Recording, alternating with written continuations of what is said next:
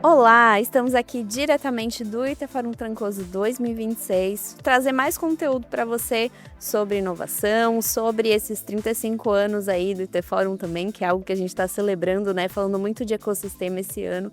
E tá aqui comigo a Márcia Costa, que é gerente executiva de TI da Transpetro. Então, Márcia, seja muito bem-vinda, muito obrigada por topar falar com a gente. Eu que agradeço aqui o convite, Bela, de estar aqui contigo, compartilhando um pouquinho da experiência, né, dos pensamentos, das visões que eu tenho aí em relação ao mercado e à inovação. Legal, acho que é o mais rico para nós, né? Vocês, enquanto executivos, vocês têm uma outra visão de como as coisas funcionam e é sempre muito rico essa conversa e troca entre pares também, né? Que a gente acaba trazendo para cá. Mas eu acho que esse momento agora do IT Fórum, a gente está falando de ecossistema e dentro disso a inteligência artificial está permeando tudo, porque a gente ela pediu aí uma gestão de dados maior, ela pediu que a gente, né, pense tecnologia de uma forma diferente.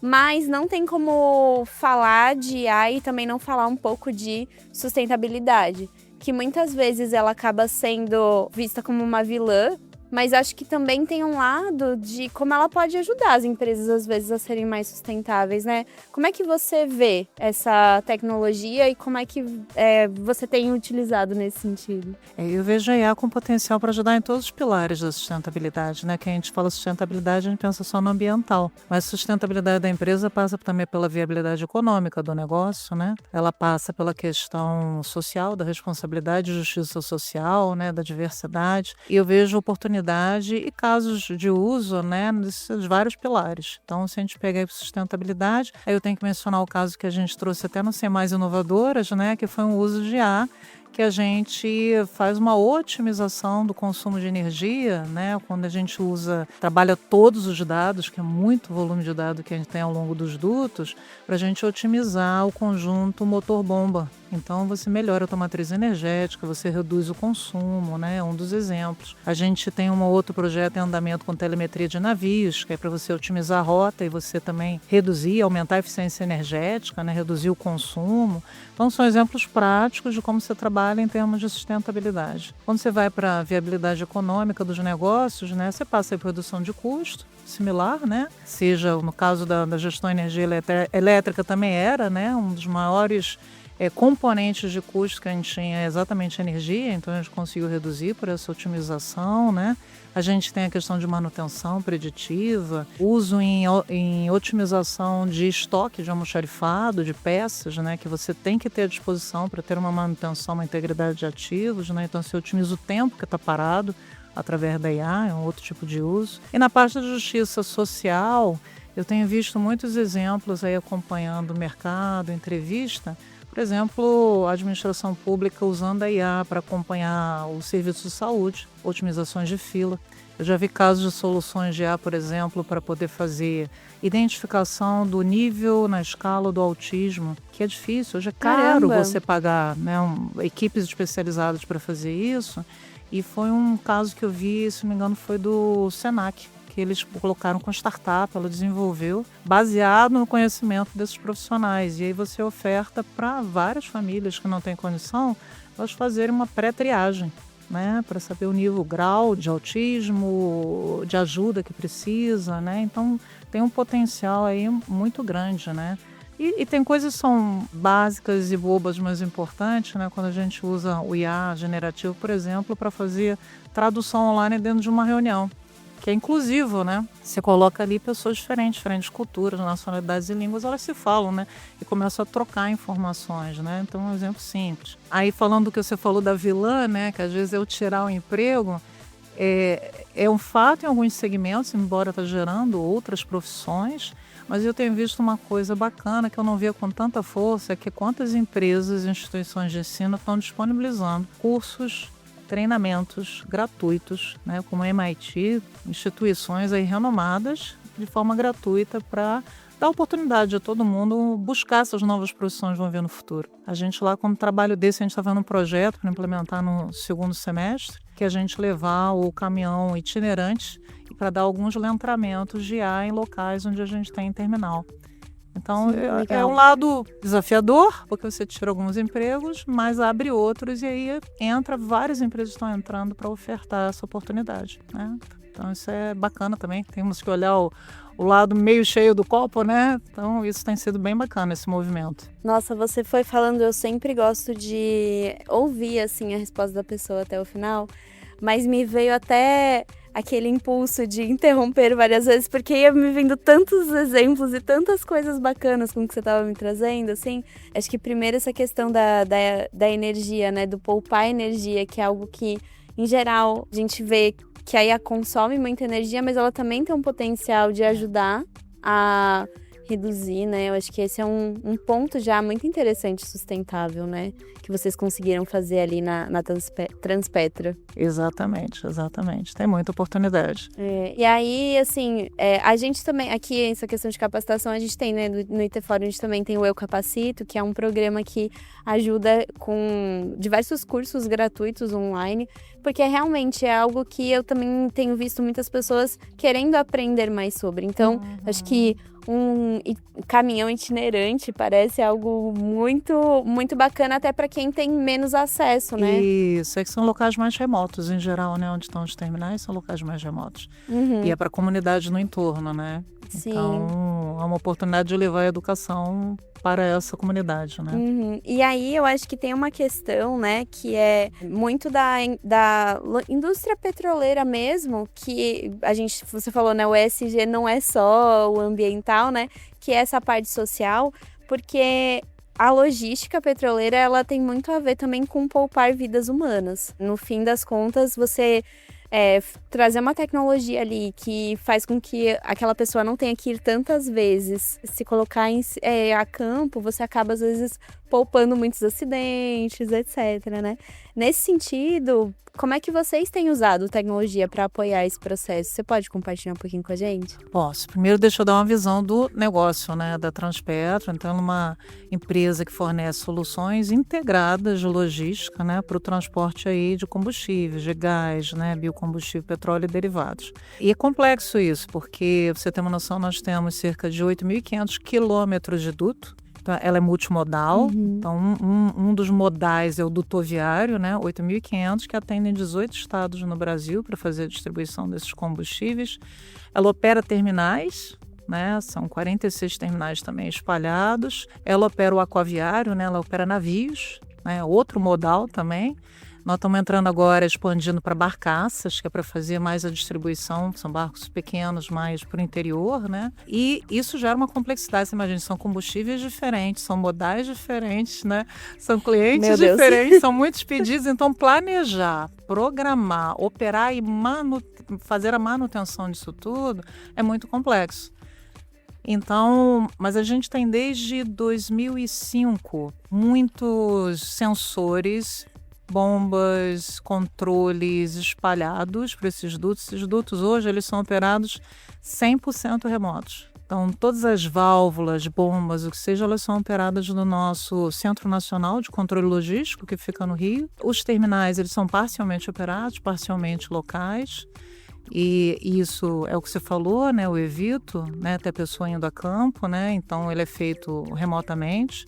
Temos um Centro Nacional de Acompanhamento de Navios. Aí você acompanha a localização do navio, você tem vários dados de manutenção, de saúde dos equipamentos internos dos navios, de comunicação e segurança, né? Porque os navios de longo curso passam por lugares bem diferentes, né? E que são acompanhados centralmente, até por questões de segurança de quem está embarcado, né? Ou seguro, ou algum suporte que você tem que fornecer remoto. Então, isso também é feito de uma forma central. E a gente está agora com um projeto de telemetria de navios, né? A gente fez, ano passado, terminamos um projeto que fez uma modernização das telecomunicações dos navios. Então, a gente tem colocado o serviço de telemedicina, levamos para a tripulação, que eu não sei se você sabe, mas a tripulação de longo curso, são os navios que vão viagens internacionais, às vezes com 90 dias ou mais. Eu não sabia. Fora de casa, né? Tá. Então, assim, você poder ter aquele suporte remoto, médico, conversar com as famílias. Eles hoje ligam para as famílias, é uma questão de saúde mental, né? Com se certeza. você puder estar conversando com seu familiar, você está 3 meses sem olhar, sem ver, né? Sim, é. E a gente agora está intensificando a telemetria, que é pegar mais dados de sensores, coletores que estão dentro dos navios, para programar, para fazer uma predição de falha. Então, você evitar manutenção em alto mar, né? Que você possa fazer quando chegar num porto, antes da saída. Então, melhorar isso na questão de manutenção. Reduziu até o número de horas homens que estão lá em convés ou anotando situações dos equipamentos. E, de novo, a questão energética, eficiência energética. Então, esses dados ajudam a otimizar a rota, né, para você fazer um consumo menor. Então, são alguns exemplos aí do uso que a gente tem de tecnologia, exatamente como você falou, né, para evitar isso remotamente. E tem IA, né? Toda essa programação planejada, a gestão de energia, ela está lá, né, acompanhando no duto. Quando você faz a movimentação do combustível, você passa por inclinações. O duto muitas vezes ele passa por montanhas, né? Então você usa a bomba para fazer essa movimentação, né? E dependendo se você tem mais combustível solicitado ou menos, você vai colocar mais power ou menos, né? E aí Com você certeza. otimiza, só usa quando necessário. Então está otimizando a energia. Então, e a gente usa IA. Em algumas dessas situações a gente tem usado IA complementando com a parte do IoT, né? Para trazer essa eficiência, né? Que a gente tem aí. E você mencionou, né, esse uso aí da IA, e uma coisa que a gente tem visto muito esse ano, que desde o começo do ano a gente está sempre, né, olhando para as tendências, possibilidades, é a IA física, né? Então, esse próximo passo da inteligência artificial, junto com os agentes, né, que estão vindo e que tem sido muito falada. Quais oportunidades você vê, principalmente no seu setor, né, para uso dessa IA física aí, né, principalmente, assim, no Brasil, né? Um exemplo, a gente no final do ano passado fez um hackathon e lançou um desafio. Participou bastante gente, assim, trabalhos fantásticos. E o desafio era como monitorar e medir a incrustação acumulada nos cascos de navio, porque vai os mariscos e tal, tem uma série de elementos que eles vão grudando, né, no casco do navio. E aí uma das soluções que ela também envolvia, a gente está avaliando agora o uso de como se fosse um robô, mas ainda está em estudo, né? A gente tem na equipe, a pessoa está até fazendo doutorado e está com a tese em cima disso, então a gente está avaliando a possibilidade da gente juntar isso, integrar na solução, né? Um robô que iria junto com a IA, né? Para fazer essa parte da IA física. Nós temos o uso de drones para toda a parte de mapeamento, aí quando a gente fala das faixas de dutos, né? Para evitar ações indevidas de terceiros, né? Então, juntar com isso toda a parte de IA, então é uma evolução também que a gente está vendo. E segurança de pessoas sempre, né? Então, como a gente pode usar no futuro a IA física ou robôs, por exemplo, para trabalhos em convés, posicionamento de carga, situações que podem colocar em risco as pessoas. Então, ainda é uma conjectura, né? A gente já está olhando em termos do futuro e está sondando, né? O que é possível fazer em relação a isso, em relação à inspeção em equipamentos que a gente tem nos terminais, de tanques, né? Então, são algumas ideias que a gente tem aí para o futuro. É interessante porque, como, assim, né, você trazendo, assim, né, é um setor que realmente tem muito, assim, investimento, né, em segurança, em inovação, mas, ao mesmo tempo, acho que todo setor vai ter seus gargalos, né, então, e seus desafios mesmo, porque é um ambiente muito rústico, né? Remoto, não tem as facilidades que os centros urbanos têm, né? Muitas dessas instalações, né? E daí que o que você puder fazer remoto é mais fácil, né? É melhor, é menos risco, de fato tem isso. É um desafio, mas que a Transpetro tem muito comprometimento com a excelência, né? E para você atingir a excelência, tem que usar a tecnologia, que são os vários exemplos que eu citei, né? Com certeza. Para levar por conta de todas essas barreiras, né? Para serem vencidas, porque a gente, como diz o nosso presidente, né? Nós vamos onde o Brasil precisar por terra e mar, né? Então, a gente tem que vencer as barreiras e chegar lá. Bonita frase, achei bonito. Eu acho que até nesse sentido, né? Você citou vencer barreiras e tudo mais, né? E aí, essa parte do remoto, muitas vezes também a gente vê que é um setor que usa muito de dispositivos IoT, né, justamente para poder fazer monitoramento. Você citou aqui alguns exemplos muito interessantes, mas eu queria saber, né, quais os principais desafios do Brasil nesse sentido, né, nesse quesito de evolução desses dispositivos, quais passos você sente que precisam ser dados, né, que vocês também têm desenvolvido nessa visão que você tem do país nesse momento. Uhum.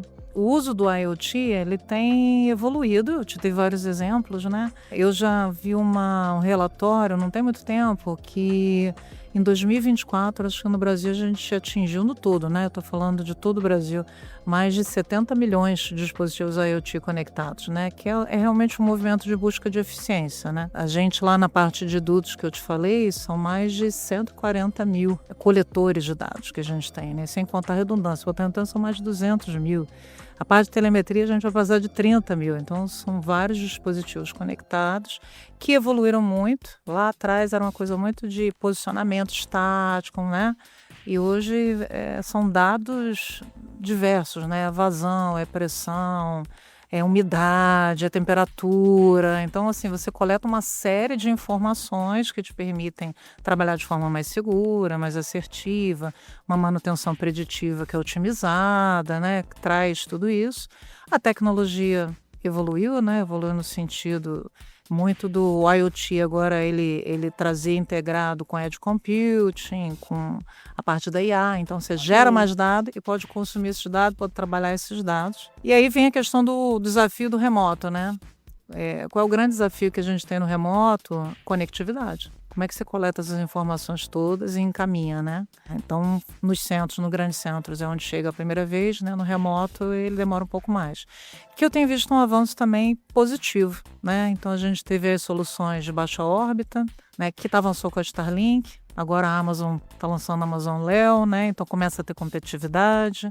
A gente tem uma solução, se não me engano, da Telebrás com a BDI, que é na parte de satélite média órbita. Então, mais uma opção, já tínhamos os geoestacionários, temos o 5G, o LTE, que aí, quando foi feito o leilão, tem um compromisso de cobrir todos os municípios até final de 29, se eu não me engano. Então, isso tudo vai impulsionando para a gente também ter um custo mais competitivo nessa comunicação, ter mais opções, né? Então, eu vejo que essa competitividade, ela vem a viabilizar um avanço mais rápido em relação a essa cobertura. Entendi. E aí, também acho que você falou, né, da conectividade. Dentro disso, quais desafios que a gente tem nesse tipo de dispositivo em relação à segurança, né? Porque eles às vezes ficam muito isolados, né? Verdade. Então, assim, a gente tem que ter muito cuidado não só com a conexão do dispositivo, mas como ele pode ser acessado, né? Então, toda a parte aí de conexão, né, de abertura de rede, né, dele ficar mais protegido, é um cuidado que a gente tem no desenho da arquitetura da solução, na verdade, né? Tem que ser security by design, né? Já tem que nascer com um desenho certo de segurança. E que é um pouquinho também do desafio para a IA física, se você pensar, né? É verdade. Porque na IA física, de fato, você chegando a um agente autônomo, você tem que ter muita segurança, né? De quem está por trás das tomadas de decisão, né? Tanto que é uma das coisas que a gente tem priorizado, exatamente a parte de governança desses dados e da segurança, né? Do acesso a isso, que traz a inteligência e as decisões. Então tem que andar bem devagarzinho, principalmente as empresas. Eu diria assim, não é devagar, a gente tem que andar com muita responsabilidade, né? Quando a gente vai liberar uma solução dessa, a gente tem que ter muita certeza, né, que os riscos estão mitigados, né? Porque exatamente envolve segurança de pessoas, do meio ambiente, né? De tudo. Então, uma das coisas que a gente tem trabalhado intensamente agora é essa parte da governança de dados e segurança para a IA agêntica. Eu percebo que, e aí, enfim, é uma percepção de jornalista, né? A gente conversa com muita gente dentro do setor que, mesmo que os executivos brasileiros estejam empolgados, animados com a inteligência artificial, aqui dentro do país, pelo menos, existe um pouco essa cautela, assim, esse olhar de assim, tá, a gente vai fazer, mas vamos olhar para o que a gente vai usar, vamos, né, selecionar com muito cuidado, com muito carinho, governança, né? Acho que essas discussões têm acontecido muito. A gente vê muito aqui no IT Fórum também. Eu acho que é o uso responsável da tecnologia, né? Ela tem um potencial e a gente tem que usar de forma responsável. né, mapeando os riscos e tentando mitigar. Perfeito. Márcia, muito obrigada pela conversa, foi uma troca maravilhosa e que bom ter você aqui no IT Fórum com a gente. Eu que agradeço, foi uma delícia. Obrigada, viu? E a gente vai ficando por aqui, você pode acompanhar essa, outras entrevistas que foram acontecendo durante o evento nas nossas redes sociais e também a cobertura completa lá no itforum.com.br. Até mais!